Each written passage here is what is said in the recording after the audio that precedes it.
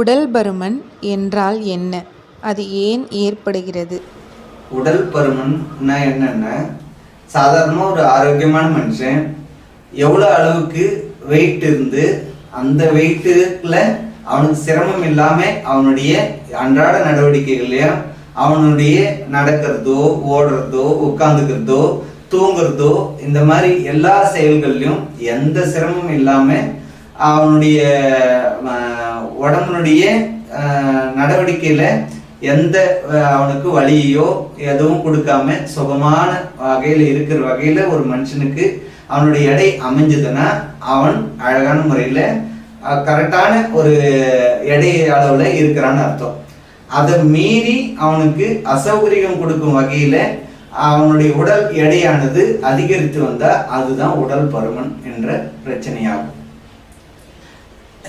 நீங்க கேட்டது உடல் பருமன் உடல் பருமன்னா என்னன்னு கேட்டீங்க. உடல் பருமன் எதனால் ஏற்படுகிறது அப்படின்னு கேக்குறீங்க. உடல் பருமன் எதனால் ஏற்படுகிறது அப்படின்னு சொல்லிட்டு கேட்டீங்கன்னா, இன்னைக்கு பார்த்தோம்னா நம்ம என்ன பண்றோம்னா, பசி எடுக்குது.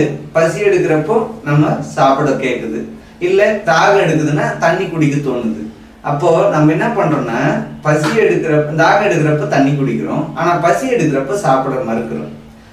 ஏன் சாப்பிட மறுக்கிறோம் அப்படின்னு சொன்னா, வேலை காரணமாவோ இல்ல ரொம்ப நேரம் டைம் இல்லை போதல அப்படின்னு சொல்லிட்டு அவசர அவசரமா விழுங்குறோம். சாப்பிட்றன்ற பேர்ல விழுங்குறோம்.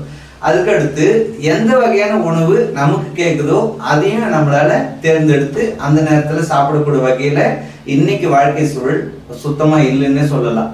அப்படி இருக்கும்போது எப்போ பசி எடுக்குதோ அப்போ சாப்பிட போனோம். பசி எடுக்கிறப்ப சாப்பிட்றது தான் ரொம்ப அழகா பொறுமையான வகையில அதனுடைய மொத்த சுவையும் கரைச்சி குடிச்சு வகையில சாப்பிடணும். இப்படி ருசிச்சு ரசிச்சு சாப்பிடணும்னு சொல்லுவாங்க.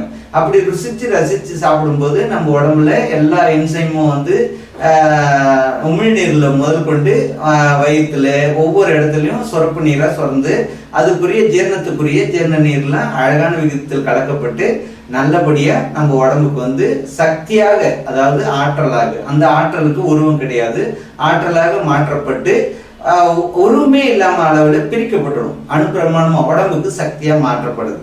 இந்த சக்தி மாற்றம் யாருக்கெல்லாம் அழகான முறையில கரெக்டா ஒவ்வொரு வேளை உணவின் போதும் நடக்குதோ அவங்க எவ்வளவு அளவுக்கு பசிக்குதோ அவ்வளவு அளவுக்கு சாப்பிட்டு அந்த சாப்பாட்டுல இருந்து சக்தியாக மாற்றப்பட்டு உடம்புக்கு அது உருவம் இல்லாத தன்மையில உடம்புல கலந்து எவ்வளவு தசை வளர்ச்சி ஏற்படுத்தணுமோ அதை மட்டும் அது ஏற்படுத்தும் போது எந்த அசௌகரியமும் ஏற்படாது, உடல் பருமனும் ஏற்படாது.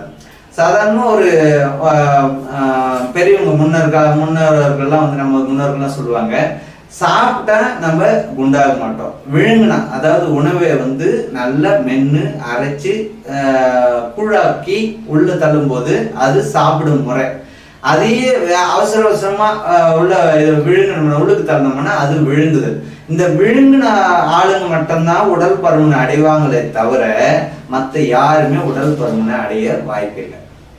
இதுதான் உடல் பருமனை ஏற்படுத்தும் காரணிகள் என்ன? உடல் பருமன் வருவதற்கான முக்கியமான காரணம் நான் என்ன நினைக்கிறேன்றது கிடையாது. உலகத்துல இதுதான் விதி, இது தவிர வேற எதனால உடல் பருமன் ஏற்படாது. இது ஆணித்தரமா என்னால் இல்லை, என்னை போல நிறைய பேர் இயற்கை விரும்பிகள், அதாவது இயற்கை வழியே விரும்புறவங்க யாருக்கிட்ட கேட்டாலும் கரெக்டா சொல்லுவாங்க. அதை மற்ற தரப்பினரும் மறுக்கிறதுக்கு சுத்தமா வாய்ப்பே கிடையாது. ஏன்னு சொன்னா உண்மை என்பது எப்போதும் மாறாது. அந்த உண்மையானது யார் வாயிலிருந்து வந்தாலும் ஒண்ணுதான் இருக்கும். அப்படி இருக்கும்போது உடல் பருமனுக்கான முக்கிய காரணிகளா என்ன அப்படின்னு சொன்னா, மாறுபாடு இல்லாத உண்டி மருத்துவனின் ஊர்பாடு இல்லை உயிர்க்குன்னு திருக்குறள். மாறுபாடு இல்லாத உண்டின் நமக்கு மருத்துவனின் ஊர்பாடு இல்லை உயிர்க்கு அப்படின்னு சொல்லிட்டு திருவள்ளுவர் நமக்கு உலக பொதுமறையில சொல்லி கொடுத்திருக்கிறார். அப்படி இருக்கும்போது அந்த மாறுபாடு இல்லாத உணவு, அதாவது நமது நாடு இப்ப இந்தியான்னு எடுத்துக்கோங்க. இந்தியாவில் எந்த பகுதியில் நம்ம வசிக்கிறோம், அந்த பகுதியில நிலவும் தட்பவெட்ப சூழல்கள் என்ன, அந்த சூழல்ல நமக்கு நாம வாழற இடத்துல எந்த வகையான உணவு நம்ம உடம்பு மனசு அறிவிக்குது அப்படின்னு சொல்லி விரும்புது அப்படின்றத எடுத்து அதுக்கு மாறுபாடு இல்லாம நம்ம சாப்பிட போது அந்த உடம்பானது சந்தோஷமாக அதை ஏற்றுக்கொண்டு நல்ல முறையில செரித்து நமக்கு சக்தியாக மாற்றி நமக்கு தேவையான ஆற்றலை அவ்வப்போது செலவு பண்ண அது உதவி செய்யுது. அது மாதிரி பார்க்கும்போது நமக்கு இந்த மாதிரிலாம் யாரெல்லாம் வந்து அழகான வகையில உணவை மேற்கொண்டுகிட்டு வராங்களோ அவங்கெல்லாம் உடல் பருமன்னு சுத்தமா ஏற்படுறதுக்கு வாய்ப்பில்லை அவங்களுக்கெல்லாம். அதுதான் நம்ம முன்னோர்கள் நிறைய பேர் பார்த்தீங்கன்னா அவங்க பிரதானமா வந்து அரிசி உணவு எடுத்துக்கிட்டாலும் கேழ்வரகு மற்ற எல்லா தானிய வகை உணவுகளை எடுத்துக்கிட்டாலும் கடுமையான உழைப்பு இருந்தது, அதனாலதான் அவங்க உடல் பருமன் அடையல அப்படின்றது காரணம் கிடையாது, நான் ஏற்றுக்கொள்ள மாட்டேன். அன்னைக்கு வந்து அவங்க என்ன பண்ணாங்கன்னா எவ்வளவு கேட்டுச்சோ எந்த வகையான உணவோ அவங்க உடல் ஏற்றுக்கொள்ளுதோ அதை மட்டும் சாப்பிட்டாங்க, மாறுபாடு இல்லாம சாப்பிட்டாங்க. அதனால அவங்க உடல் பருமனை அடையல. அதனால முக்கிய காரணி அப்படின்னு சொல்லிட்டு இன்னைக்கு பார்த்தோம்னா இன்னைக்கு மாறுபாடான உணவுகள் நமக்கு, அதாவது என்ன அப்படின்னு சொன்னா இன்னைக்கு வெப்பம் அதிகமா இருக்குன்னு வச்சுக்கோங்க.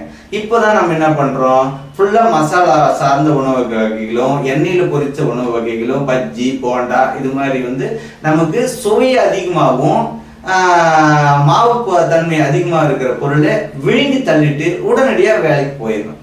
டீ காஃபி இதில் ஒரு 10 இல்லை 15 குடிக்கிறோம். இதெல்லாம் பண்ணும்போது நமக்கு பசி வந்து முறையற்ற பசியாகவும் நமக்கு பொய் பசி, அதாவது அதை எப்படி சொல்லணும்னா பொய்யான பசின்னு சொல்லலாம். அதை உடல் சோர்வடையும் திருப்பி சாப்பிடுவோம், அது கிடையாது. நமக்கு பசி எடுக்கணும் சாப்பிடணும். அது மாதிரி மாறுபாடான உணவு வகைகள்ல நீங்க எது சாப்பிட்டாலும் அது வந்து பஜ்ஜி போண்டாதான் சொல்லல, மாறுபாடான உணவுகள். இன்னைக்கு எனக்கு வந்து இட்லி கேட்கலன்னா நான் இட்லி சாப்பிட்டேன்னா அது மாறுபாடான உணவு தான் அந்த வேலைக்கு.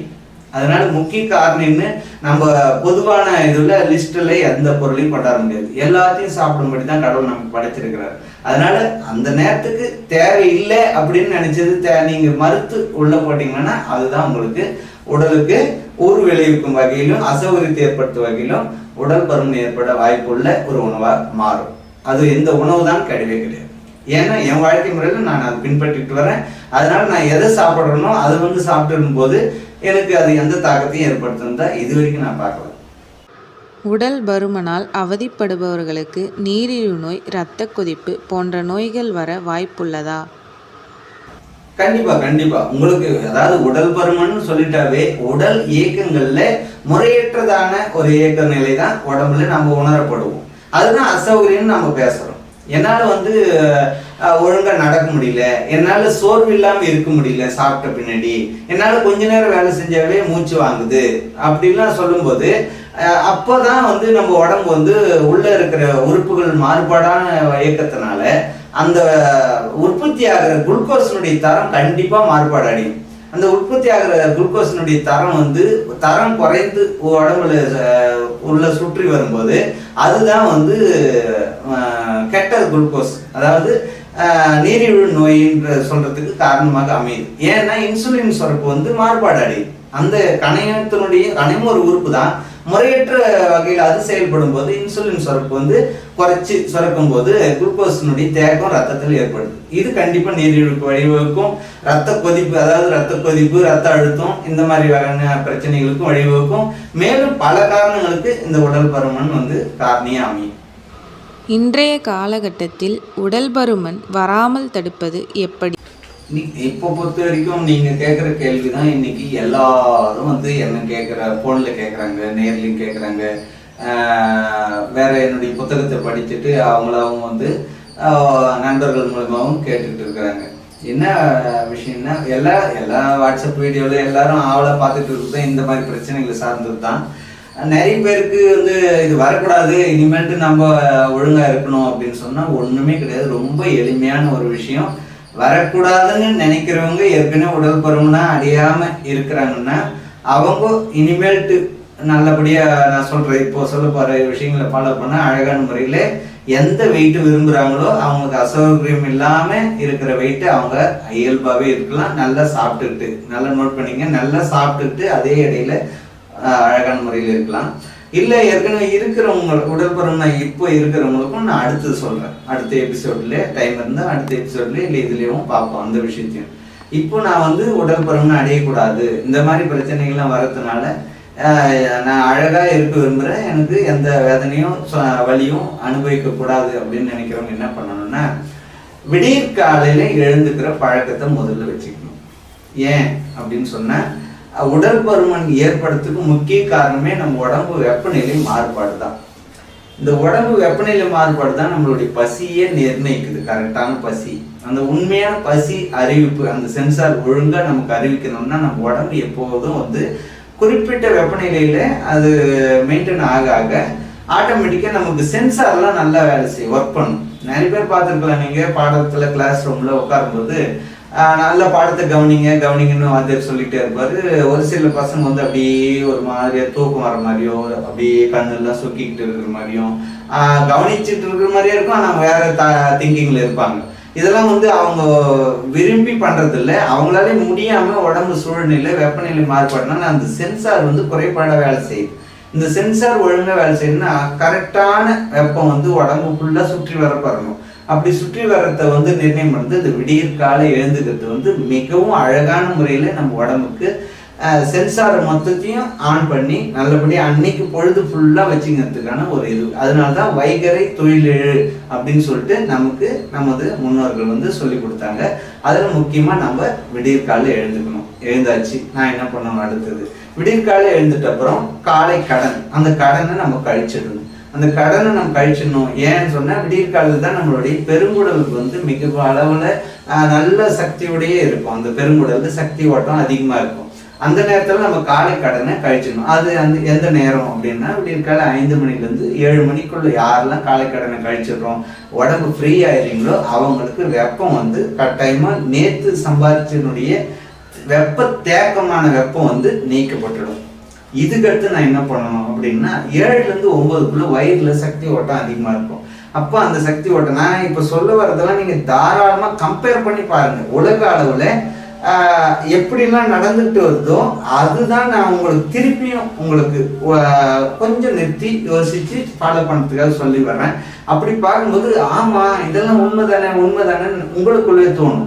அப்போ 7லேருந்து 9க்குள்ள நமக்கு பசி எடுக்க ஆரம்பிக்கும். ஏன்னா வெப்பம் நீக்கப்பட்டாச்சு, நான் சொன்ன மாதிரி சென்சார் நல்லா வேலை செய்யும். இப்போ 7லேருந்து 9ல் நாம் அதை அவமதிக்காம அந்த டைமு நான் வேற வேலை பார்க்கறதோ, இல்லை உதாசீனப்படுத்திட்டு விளையாட்டுகள் இருக்கிறதோ, இல்லை பொழுதுபோக்குகள் நிகழ்ச்சிகள் இருக்கிறதோ, இல்லை வீணா அரட்டை அடிச்சு பேசிக்கிட்டு இருக்கிறதோ இல்லாமல் என்னுடைய உடம்புனுடைய சென்சார் வந்து அழகான முறையில் எனக்கு அறிவிச்சபடி நான் அதை மரியாதை கொடுத்து சாப்பிட போய் உட்கார்ந்து இப்போ சாப்பிட ஆரம்பிக்கும் போது வசதி இருந்தால் ஒரு இனிப்பு துவக்கமாக ஏதாவது ஒரு வகையில் உருண்டை வகைங்க வெள்ளத்தில் செஞ்சது இருந்தால் ரொம்ப நல்லது.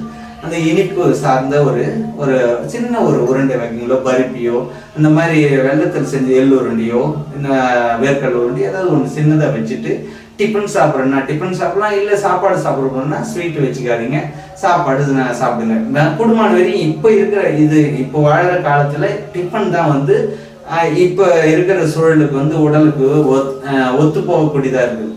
ஏன்னா முன்ன காலத்துல சாப்பாடு சாப்பிட்டுட்டு ஹெவியான ஒர்க் பண்ணிட்டு இருந்தாங்க. இப்போ வந்து ஒர்க் அந்த அளவுக்கு கிடையாது. அதனால என்ன பண்ணணும், லைட்டான ஃபுட்டானா அது டிஃபன் தான். அதனால டிஃபன் எடுத்துக்கணும். டிஃபன் இதுதான் கிடையாது, எதுனாலும் சாப்பிடலாம். இட்லி தான் சாப்பிடணும், இல்லை இதுதான் இடியாப்பம் சாப்பிடணும், பூரி சாப்பிடணும், இதுதான் அப்படின்னு ஒரே டைப்பான ஃபுட்டு கிடையாது. எந்த ஃபுட்டுனாலும் உங்களுக்கு வசதிக்கான ஃபுட்டு சாப்பிட்றீங்க. இல்லைன்னா பழைய தான் சாப்பிட்றோம்னா பழைய சாதம் சாப்பிடலாம். ஃப்ரெஷ்ஷாக சாப்பாடு செஞ்சு காலையில் சாப்பிட்றதுக்கு இந்த காலத்தில் எந்த மனுஷனுடைய உடலும் வந்து ஒத்து வராது. அதனால சாப்பாட்டை தவிர்த்து டிஃபன் சாப்பிட்றோம். அடுத்தது ஒரு 11 மணி வாக்கில் ஒரு பிரேக் கிடைக்குது, நான் டீ காஃபி குடிக்கலாமா, இல்லை நான் காலையில் இப்போ என்ன மறந்துட்டேன்னா 5 மணிலேருந்து 7 மணிக்குள்ள காலை கடன் கட்டினா ஏதாவது டீ குடிக்கலாமா அந்த இதுக்குள்ள டைம் அப்படின்னு சொன்னால் தாராளமாக குடிக்கலாம். யாரெல்லாம் வயிற்றுல எரிச்சல் இல்லையோ அவங்கெல்லாம் டீ குடிக்கலாம். ஒரு அளவான அளவில் திட்டமான ஒரு சின்ன ஒரு டம்ளர் அளவுக்கு நம்ம குடிக்கிறது ரொம்ப நல்லா இருக்கும், சுறுசுறுப்பு அடையக்கூடியதாக இருக்கும். அதனால எந்த உடம்பு பாதிப்பும் ஏற்படாது.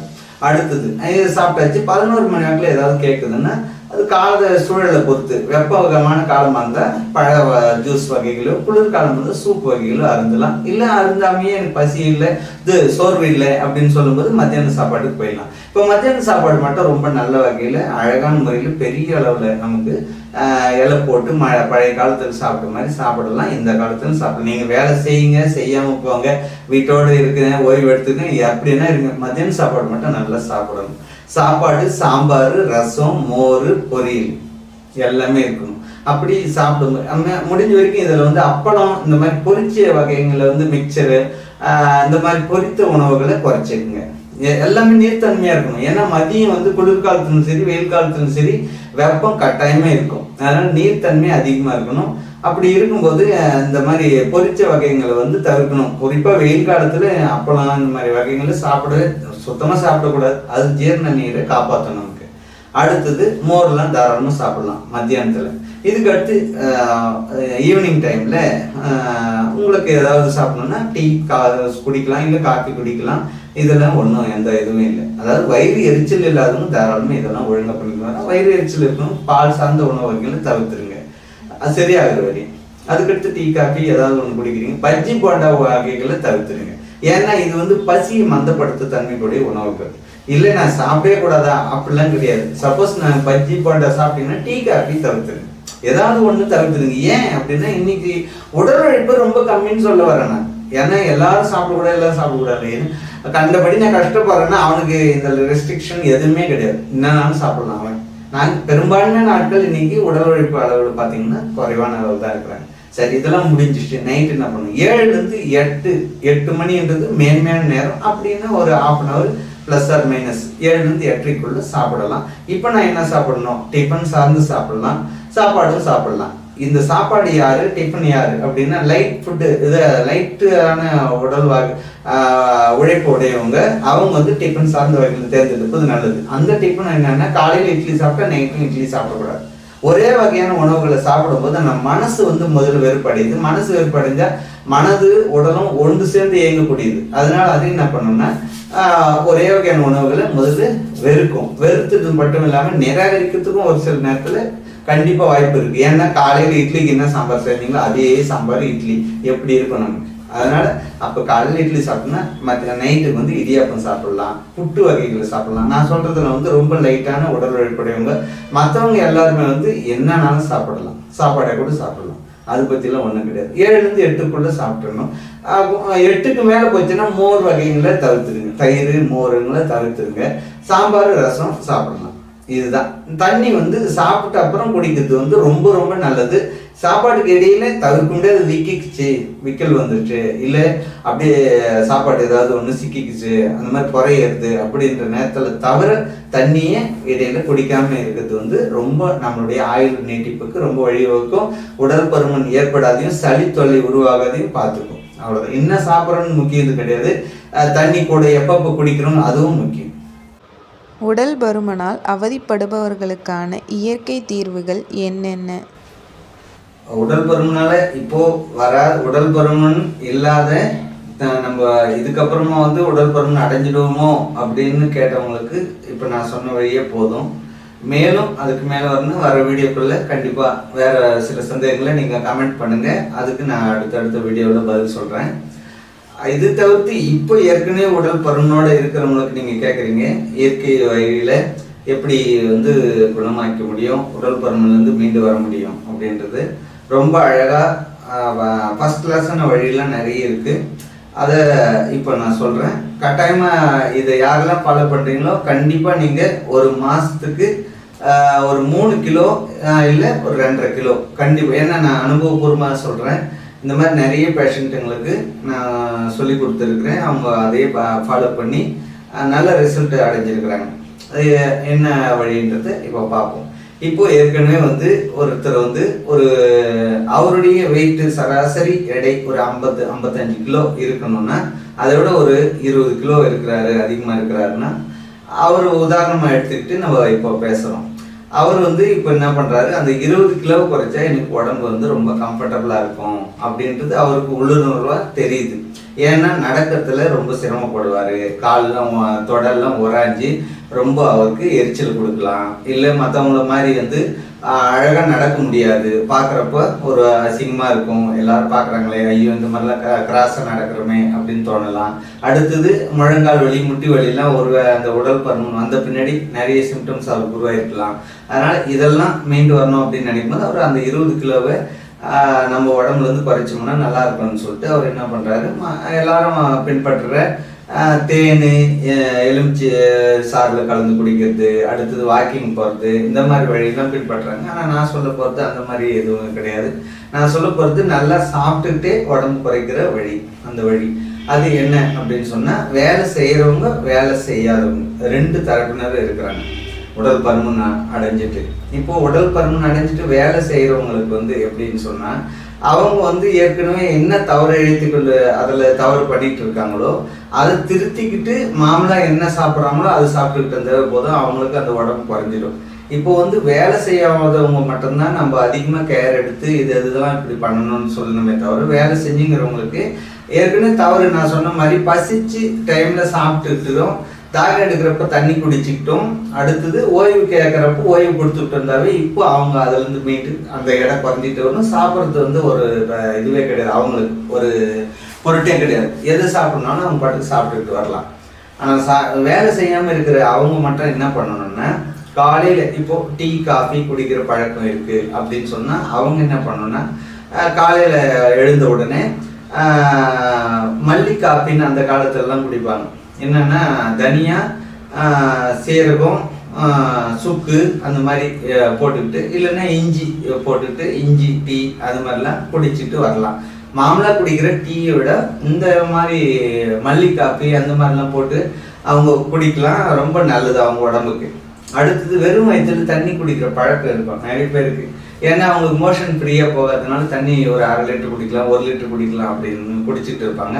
அந்த மாதிரி குடிக்கிறத இனிமேல்ட்டு மாற்றிக்கிட்டு வரணும். எப்படி மாற்றிக்கிட்டு வரணும்னா, எவ்வளோ கேட்குதோ அவ்வளோ தண்ணி மட்டும் தான் குடிக்கணும். தாகம் எடுத்தால் தான், அது கூட தாகம் எடுக்கணும், அது கூட குடிக்கக்கூடாது. அப்போ எப்படி எனக்கு மலச்சிக்கல் தீரும் அப்படின்னா, நான் சொல்கிற வழியில் உணவு ஃபாலோ பண்ணிட்டு வரும்போது மறுநாள் நீங்கள் ரிசல்ட் பார்க்கலாம் நல்லபடியாக. தண்ணியே கேட்காது, தண்ணி கேட்குதுனாவே நீங்கள் வெப்பத்தை வந்து உடம்பு விட்டு நீக்கப்படலன்னு அர்த்தம். இன்னைக்கு சம்பாதிச்ச வெப்பம் உடம்பு விட்டு நீக்கப்படணும்னா அது காலைலங்காட்டி மோஷன் வெளியில் போகிறப்போ அது நீங்கி போயிடும்.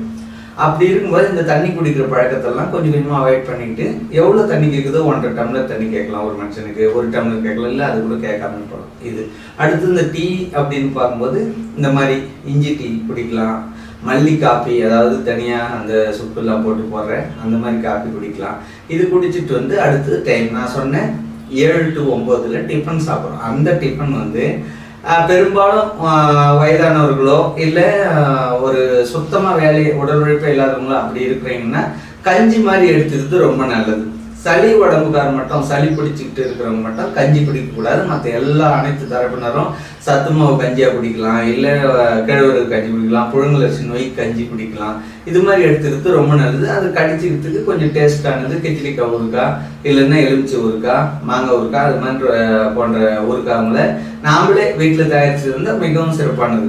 அதை எடுத்து கடிச்சிட்டு கஞ்சி குடிச்சிடுங்க. குடிச்சிட்டு பின்னாடி நான் சொன்னேன்ல 11 மணி வாக்கில் ஏதாவது சோர்வடைகிற மாதிரி இருந்ததுன்னா அப்போ வந்து ஒரு வேர்க்கடலை உருண்டியோ இல்லை இந்த மாதிரி தேல் உருண்டியோ சாப்பிடலாம் தாராளமாக. அதனால உங்கள் உடம்பு வந்து எடக்கூடாது. அதுக்கடுத்து இது கட்டாயம் கிடையாது 11 மணிக்கு சாப்பிடணும்னு, கேட்கலன்னா விட்டுடலாம். அடுத்தது மத்தியானம் வந்து நல்லா சாப்பிட சொன்னோம். சாப்பாடு, சாம்பார், ரசம், மோர், பொரியல் நல்லா சாப்பிடலாம். பொறுமையாக மென்று நல்லபடியாக சாப்பிடலாம்.